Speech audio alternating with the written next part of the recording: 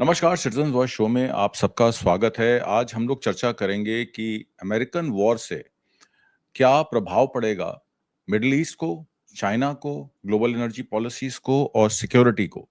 Energy markets तहस-नहस हो गई। आपको पता है कि स्ट्रेट ऑफ हॉर्मुज अभी तक खुला नहीं है, मात्र 3 शिप अभी तक निकले हैं। चाइना की ग्लोबल एनर्जी सप्लाई चेन को अ, एक तरीके से डिसरप्ट करने के लिए क्या ये लड़ाई शुरू हुई? क्या अमेरिका की हेजेमनी जो है, वो अब खत्म होने की कगार पर है? क्या हम नए वर्ल्ड ऑर्डर की तरफ देख रहे हैं? ये बहुत सारे सवाल हैं लोगों के दिमाग में। और जैसे-जैसे इज़राइल कभी लेबनान पे अटैक करता है, फिर कहता है साउथ लेबनान पे जाऊँगा, कभी अमेरिका वापस आ जाता है, कभी वो मीडिएटर बन जाता है, कहता है कि इज़राइल आप पे युद्ध नहीं थोपेगा, और फिर जब युद्ध थोपते हैं, तो अमेरिका इज़राइल के साथ खड़ा होता है। तो इनका यकीन कौन करे? ऐसे में वैश्विक बाज़ारों की जो एनर्जी मार्केट्स हैं, ग्लोबल सिक्योरिटी है, कॉमर्स है, इसको लेकर तमाम प्रश्न लोगों के दिमाग में खड़े हो गए हैं। क्या वॉर ने अमेरिकन हेजेमनी को एक्सपोज कर दिया है? क्या चाइना की डिप्लोमेटिक बैलेंसिंग एक्ट जो है और इसका जो रोल है सीज फायर में, उसको पोस्ट वॉर कैसे देख सकते हैं? क्या ईरान के सपोर्ट में चीन और रशिया जो है खुल के सामने आएंगे? और इसका बीआरआई यानी कि China belt and road initiative पे क्या इम्पैक्ट होगा? और जो रेल प्रोजेक्ट्स आपने देखा कि ईरान में जो रेल प्रोजेक्ट्स जो बॉम्ब किए गए, उनको 3 दिन में बना भी दिया गया। इसके पीछे के क्या कारण है, इस पर चर्चा करने के लिए हमारे साथ गिरीश जोशी जी जुड़े हुए हैं। गिरीश जोशी जी, बहुत बहुत स्वागत है आपका। धन्यवाद। और पर्दे के पीछे की खबर आप लाते हैं, और हमेशा आपकी जो स्टोरी होती है वो सबसे अलग होती है। इस्लामाबाद को लेकर तमाम खबरें, मतलब मैं तो सुबह से देख रहा हूँ सारे मीडिया पर, कल रात से यही चल रहा है, इस्लामाबाद में क्या होगा, ईरान वॉर में जो अमेरिका की मध्यस्थता हो रही है, जिसको पाकिस्तान करा रहा है, उसका रिजल्ट क्या होगा। पर इसके पीछे के जो मेन कारण हैं, जिसमें एनर्जी सिक्योरिटी है, जिसमें स्ट्रेट ऑफ हॉर्मुज, चाइना और जीसीसी कंट्रीज में भी चाइना की बहुत सारी इन्वेस्टमेंट है। अगर दर्शकों को पता हो तो सऊदी अरेबिया में करीब 40-42 बिलियन डॉलर की इन्वेस्टमेंट करके चाइना बैठा हुआ है। यूएई में उसकी 30-32 बिलियन डॉलर की इन्वेस्टमेंट 2020 से है। ऐसा नहीं, ओमान कतर में है। तो ये सब पूरा वैश्विक बाजार जो है, ये कैसे चलेगा? और इसके युद्ध के पीछे के जो कारण थे, क्या वो मीटअप हो गए हैं या अभी कुछ बाकी है उसमें? आपसे सुनना चाहेंगे जी। आत्मा जी देखिए, जो हेजीमनी खड़ी करने के लिए अमेरिका ने पेट्रोल डॉलर में सऊदी अरेबिया का पूरा रेजिम चेंज करके जो अपना दबदबा करा, उसके बाद ये एक ट्रेंड हो गया था कि भाई अगर प्रो अमेरिकन गवर्नमेंट नहीं है तो उसको ड्रग्स बेचने वाला बता दो, उनको ह्यूमन राइट्स वायोलेटर बता दो और वो करो। हमने लीबिया में देखा, उसका रीजन ये था कि भाई कर्नल गद्दाफी ने बोला अफ्रीका वाले मिलके अपनी कॉमन करेंसी बनाओ। सदाम हुसैन ने बोला कि भाई रिफाइनरी पे हेजीमनी आपकी नहीं चलेगी, मैं भी अपने आप से करूंगा और I will see that gross, उसको मार डाला। सीरिया में वही हुआ। तो ये जो इनका ट्रेंड चल रहा था, उसका सबसे बड़ा पावर जो इनके पीछे था, दैट वाज पेट्रो डॉलर। अब वो डॉलर के बगैर तो चल नहीं रहा था कुछ भी कार्यक्रम, और इसमें ये अपना मनमानी करते गए, ये छाप के कि वो डॉलर छापते रहो, अपनी मनमानी करते रहो, तो उसकी इकोनॉमी का कोई तोड़ नहीं था। अब साइलेंटली देखो तो ये ओरिजिनल आइडिया जो था, ये इजराइल के आजाद होते ही 1963 में एक प्रोग्राम बना था बहुत बड़ा, जिसमें बड़ा सपोर्टर अमेरिका भी था और गल्फ कंट्रीज भी थे। अब उसमें ये तय किया गया कि भाई सुएज कैनाल की अगर हेजीमनी तोड़नी है तो क्या किया जाए। तो दे मेड अ प्रोग्राम कि बेन गोरियन कैनल बनाया जाए। कहां पर? वो गाजा और वेस्ट बैंक और लेबनान के बीच से ये रास्ता निकलता है।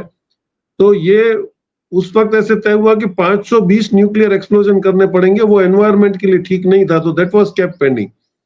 अब ये धीरे से इनको ये बहुत अच्छा मौका आ गया। ट्रंप को अपने दामाद के लिए गाजा खाली करवाना था, क्या उसको रिवेरा बनाना है।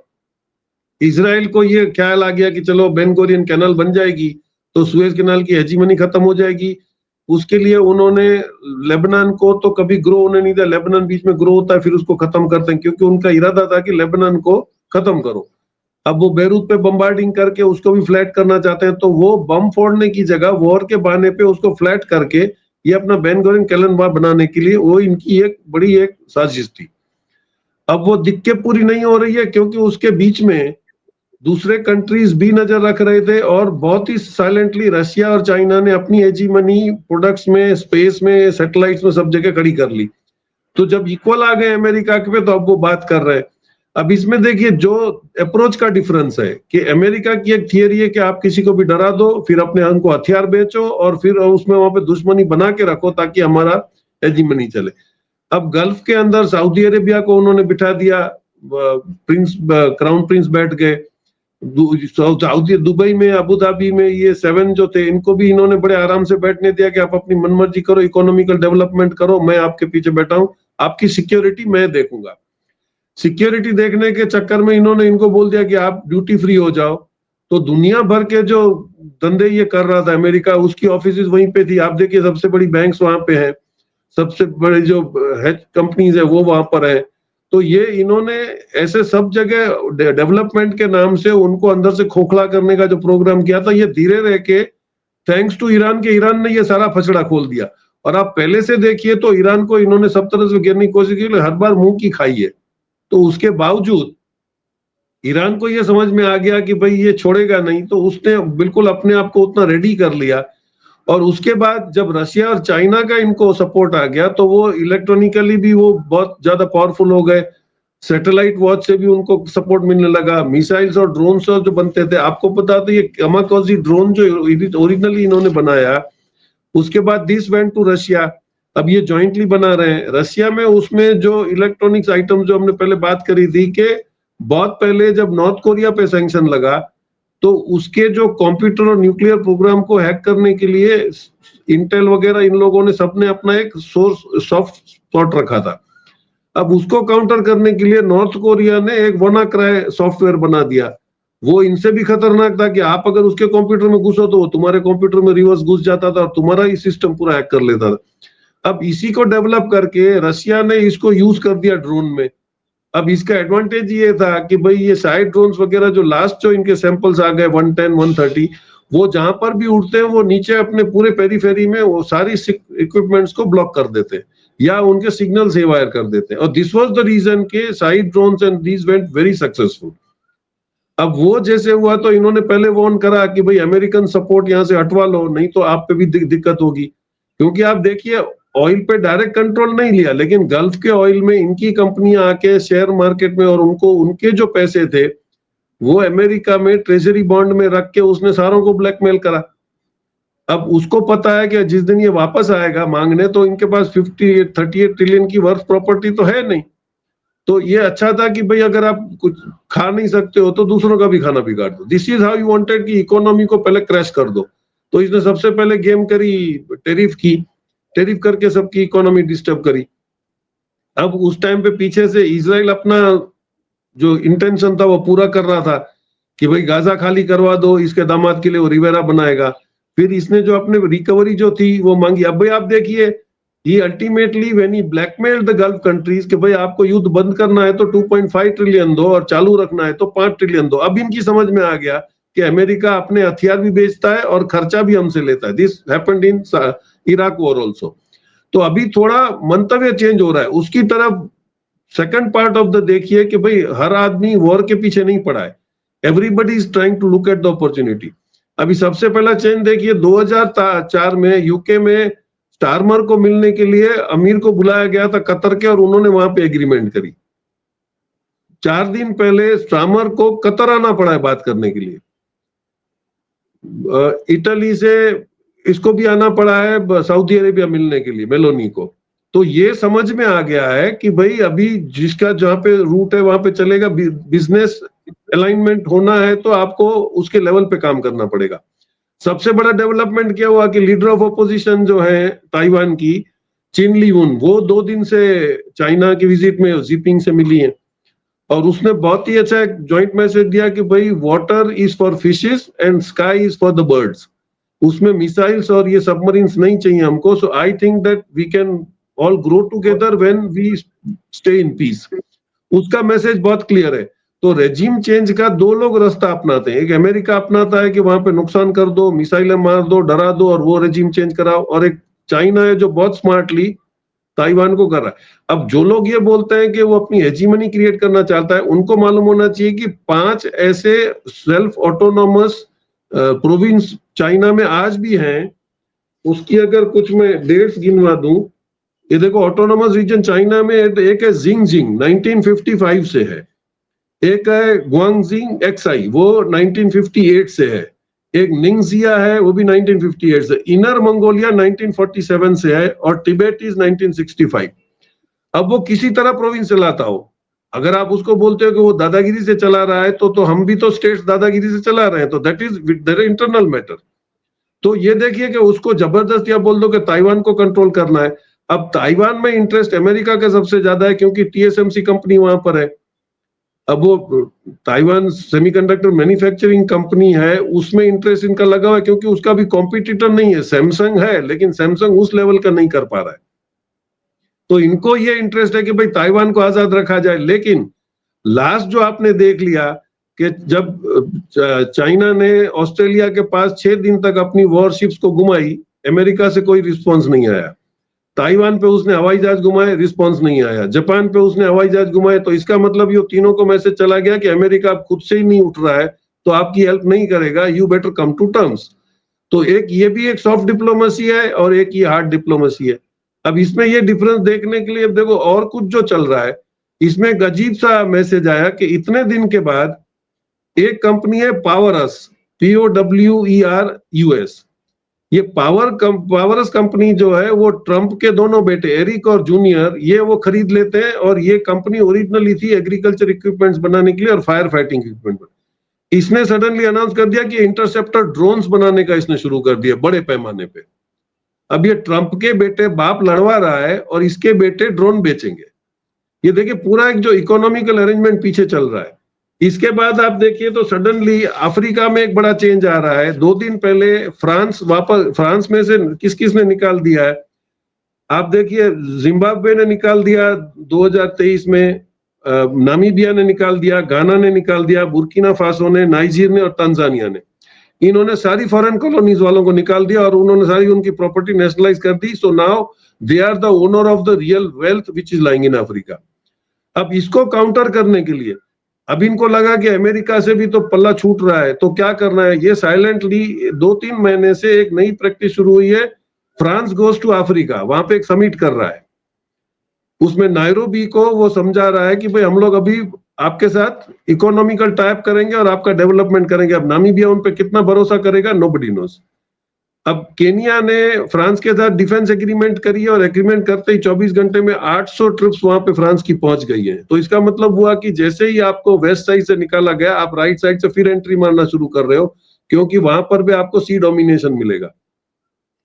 ब्रिटेन एक इनिशिएटिव नाम से नियो कॉलोनियल एफर्ट, जिसको क्रिटिक्स बोलते हैं, वो वापस फिर वही ग्लोबल ब्रिटेन के नाम से वहां पे एंट्रियां मार रहा है उनको समझाने के लिए।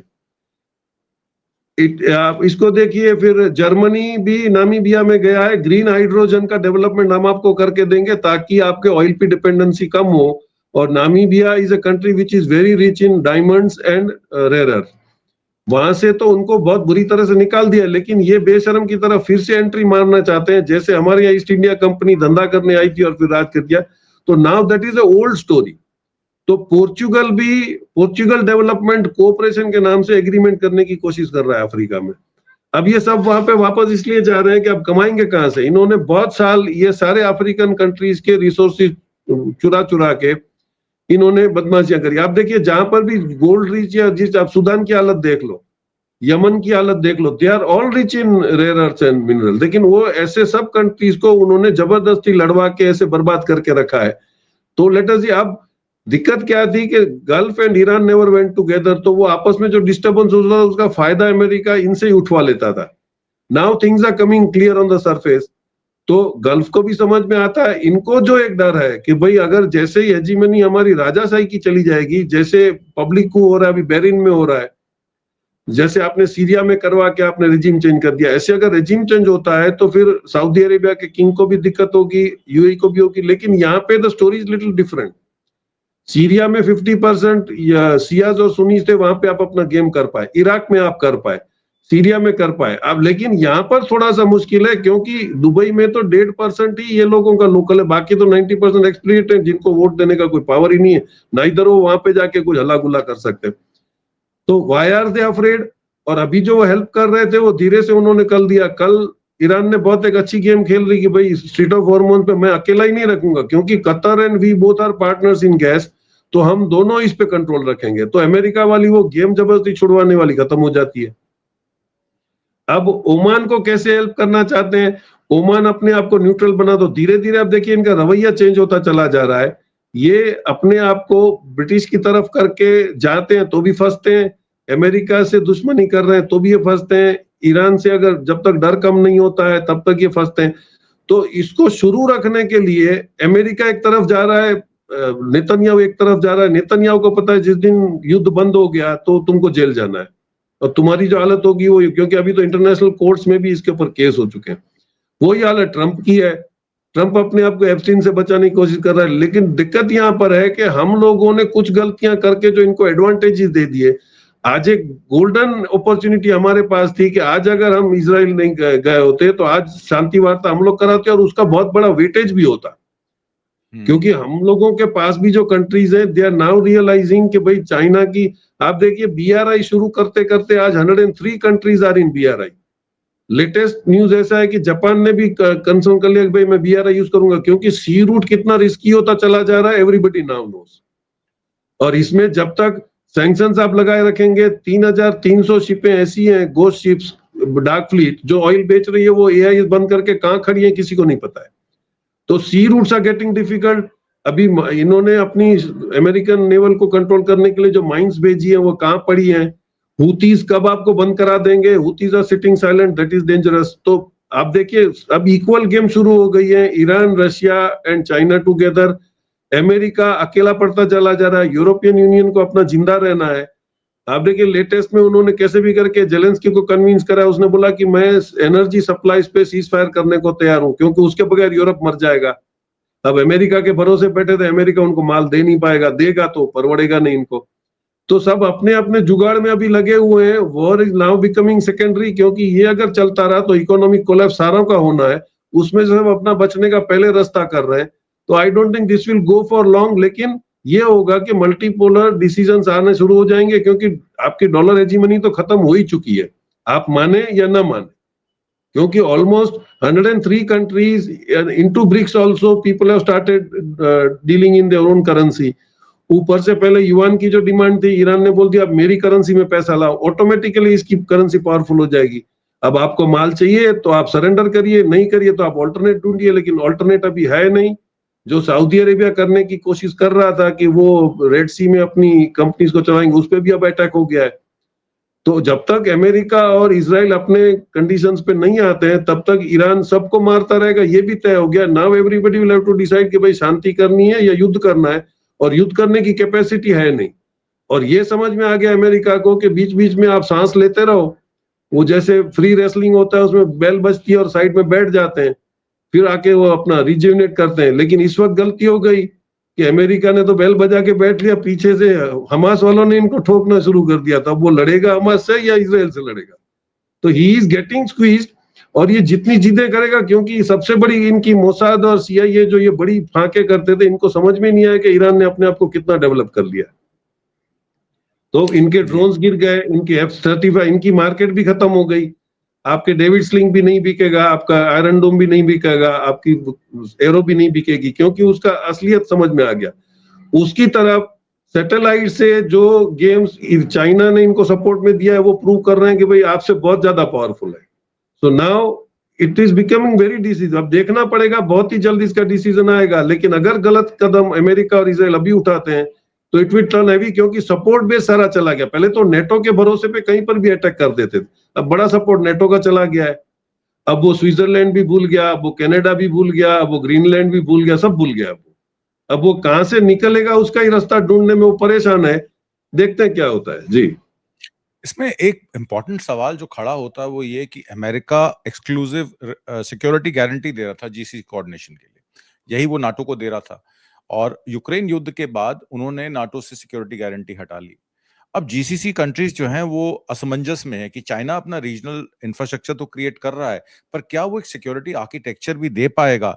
Does this position China as a credible alternate guarantor of stability, or does it highlight the limit of non-interference doctrine?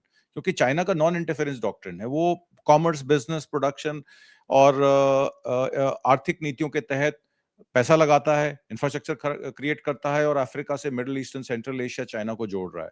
पर क्या वो ऑल्टरनेट सिक्योरिटी गारंटी प्रोवाइड कर पाएगा? क्योंकि गल्फ कंट्रीज के पास तो आर्मी है नहीं, वो जाएंगे कैसे अब अमेरिका को छोड़कर? देखिए, एक पीस अकॉर्ड हो जाता है, ऐसे बहुत सारे कंट्रीज हैं जिनके पास अपनी आर्मी नहीं है, बट दैट ऐसा नहीं है कि वो इम्यून नहीं है। लेकिन ये तो जबरदस्ती हवलदार के नहीं, तुम पे पहले वो धमकियां दिलवाएगा, तुमको डराएगा, फिर अपने हथियार बेचेगा। There are so many countries. आप कई यूरोप में कंट्रीज ये देखिए जिनकी बाउंड्रीज नहीं है, एक लाइन की हुई है और उनकी बाउंड्रीज है, वहां पे डिस्प्यूट्स नहीं है। गल्फ कंट्रीज में भी बॉर्डर डिस्प्यूट्स कहीं पर भी नहीं था। इनिशियली जो डिस्प्यूट थे वो बाद में धीरे धीरे सेटल हो गए। ये आपने अब्राहम अकॉर्ड डाल के इनके आपस में फूट डाल दी। अमेरिका को ये गरज थी कि मेरे को फास्ट डेवलपमेंट करना है दुबई को, क्योंकि उसके पास ऑयल कम था, तो वो अमेरिका के झांसे में आ गए, तो उसको बुलापन करके, और सऊदी अरेबिया और दुबई के बीच में सबसे पहला डिस्प्यूट ही अब्राहम अकॉर्ड से हुआ था कि भाई आप इजराइल को यहाँ पे बैठने नहीं दे सकते हो, क्योंकि ये लोग जहां बैठते हैं वहीं पे ये गंदवाड़ा पूरा कर देते हैं। तो इसको देखना पड़ेगा कि अभी इनकी समझ में क्या फर्क आ रहा है, क्योंकि अभी तक तो ये था कि भाई अमेरिका से साथ छोड़ देंगे तो स्विफ्ट बंद हो जाएगा, डॉलर हमारे पास है नहीं, तो हम इकोनॉमी कैसे चलाएंगे। Now a strong alternative is present there, जिसको इवन गल्फ कंट्रीज ने इस्तेमाल कर लिया है, मिडिल ईस्ट ने भी, सारे ईस्टर्न कंट्रीज ने भी, एशिया ईस्ट में भी कर लिया है। तो दे नो कि भाई रियल करेंसी में अपने अपने हम ट्रेड कर सकते हैं और हमको माल मिल रहा है। वोस्ट्रो अकाउंट से सारे लोग ट्रेडिंग भी कर रहे हैं, तो ना आपको स्विफ्ट की जरूरत है ना डॉलर की जरूरत है। अब वैसे भी देखो तो इनकी जो सर्कलिंग जो थी 71% की डॉलर की, वो 51% पे आ गई है। इसका मतलब ये कि practically your dollar is losing that grip. अब उसमें से तुमको निकलना कैसे, क्योंकि तुम्हारे पास वॉर के अलावा कोई प्लानिंग था नहीं, जो डराने की थियरी तुम चला रहे थे, अब तुम खुद ही उसी झांसे में फंस गए हो। और सामने चाइना एक आपको नया मॉडल ला के दे रहा है, और चाइना ने बहुत स्मार्टली रशिया से अपनी गैस और ऑयल की पाइपलाइन ले ली। कल अगर ये बोलता है अमेरिका कि मेरे को तो स्टेट ऑफ हॉर्मोन्स की जरूरत ही नहीं है, तो स्टेट ऑफ हॉर्मोन्स की जरूरत तो चाइना को भी नहीं है। वो चाहेगा तो वो चाइना से, वहां से, रशिया से ही सारा ले लेगा। और उसके नीचे काफी सारे उसके कंट्रीज बैठे हुए हैं, इंडोनेशिया है, मलेशिया। आज Malaysia is holding 25% of the gas, वो दे सकता है। तो इतना इजी नहीं है, लेकिन जब तक एक रूटीन चल रहा था, शिपिंग से भी सिस्टम से ढंग से चल रही थी, तो सब उसका इस्तेमाल कर रहे थे। अब नहीं होगा तो people will start looking for alternative, और उसी में कहीं ना कहीं रास्ता निकलेगा। हम लोग ही बोल रहे थे गैस बंद हो जाएगा, अब ये वॉर हो गई तो क्या होगा। What happened? भाई every company is there to find a way out.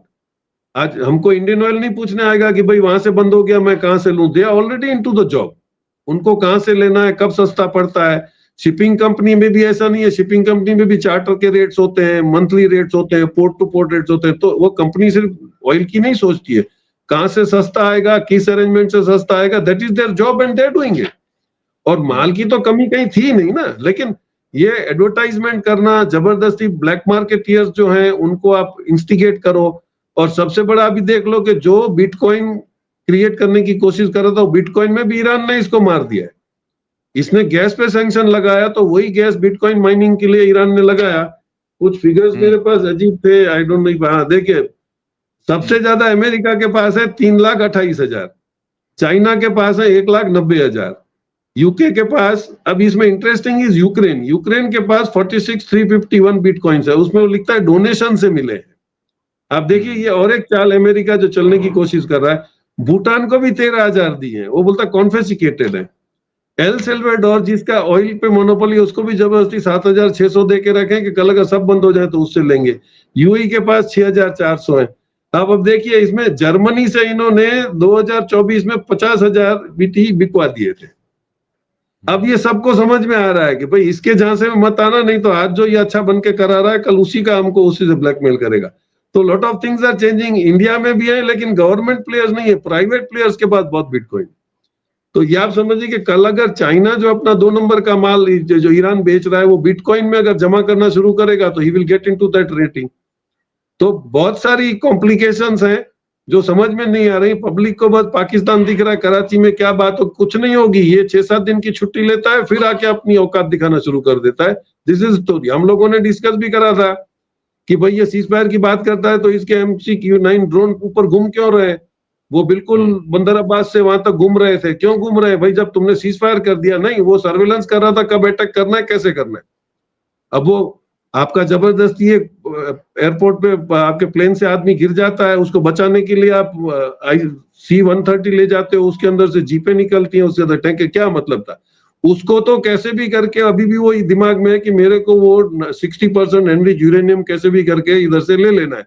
अभी भी ये देखना, दुबई में एंड में पाकिस्तान में इसमें कंडीशन ये रखेंगे भाई एनरिच यूरेनियम हमको दे दो, इसके अलावा इसके पास कोई टारगेट नहीं है। जी बिल्कुल, इसमें 2 बातें मैं कह के बात को इस प्रोग्राम को समाप्त करूँगा। पहली बात, जो MQ-9 का हमने रीपर का प्रोग्राम किया था, उसी दिन शाम को MQ-9 रीपर पर्शियन गल्फ में गिरा दिया गया, ईरान द्वारा, एयर डिफेंस सिस्टम द्वारा। तो ये तय था कि ये लोग वहाँ पे सर्वेलेंस कर रहे थे। दूसरी बात, long term diversification of BRI corridors अब स्ट्रेट ऑफ हॉर्मुज से अलग होकर और लॉजिस्टिक्स इंफ्रास्ट्रक्चर का कॉरिडोर बनाएगी। आपको याद होगा, पुतिन साहब ने भी अभी हाल ही में कुछ 3-4 दिन पहले एक वीडियो जारी किया था। उन्होंने कहा था कि we call for all international logistic firms to come under one umbrella because we are getting into AI robotics to do our logistic management. तो ये सब चीजें जो चोक पॉइंट्स हैं, ये चीजें जो हैं वो पुरानी हो जाएंगी, क्योंकि लड़ाई चोक पॉइंट्स की नहीं है। लड़ाई एकाधिकार की है, लड़ाई एक ग्रेटर इजराइल की है, लड़ाई इनकी डोमिनेशन की है। और मुझे लगता है अमेरिका की डोमिनेशन धीरे धीरे खत्म हो रही है। सिक्योरिटी गारंटीज वो दे नहीं सकता, डेट में है, आपने खुद ही बता दिया। और चाइना उन्हीं की लड़ाई में, उन्हीं के जाल में उनको मार रहा है। यानी कि जो जाल अमेरिका ने बिछाया है, अब उसी में वो फंस चुका है। आने वाले समय में हम इस पर तमाम चीजों पर आपसे बात करते रहेंगे। आज की परिचर्चा में भाग लेने के लिए और तमाम महत्वपूर्ण जानकारियां देने के लिए गिरीश जोशी जी, बहुत बहुत धन्यवाद आपका। नमस्कार सर, थैंक यू।